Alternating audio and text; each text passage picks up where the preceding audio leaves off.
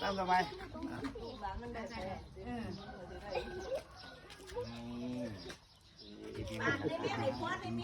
เดี๋ยวเกี่ยวกับมา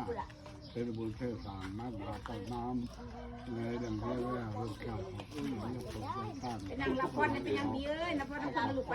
ละครพญายเร็ว เลยสว่างเที่ยงคืนขอให้นำให้เจ้าเนื้อเน่ามาพังสีและคำเลื่อนของเรื่องพี่หนึ่งเห็นไหมพ่อไม่ได้หนูหายได้ถ่ายรูปไปลงติ๊กต็อกตัวสามนั่นเท่านี้เลยต่อยตั้มตกลุกให้สนุกข้างกายสบายข้างใจสุขคนเลยเจ้าที่นั่งท่าพวกไงไพศาลยายนี่บ้านมากเปลี่ยนถูกเล่นเล่นละสับปะรดสับปะโถสับปะโลสับปะไทยสับปะเพาะสินเนี่ยตั้งไรมีไก่ขามเล่นมากองเลยท้องพ่อหาบบาปจะเข็มเนื้อยากองเล่นเขาจะขายคุ้มเจ้าเล่นหลานเอ้ย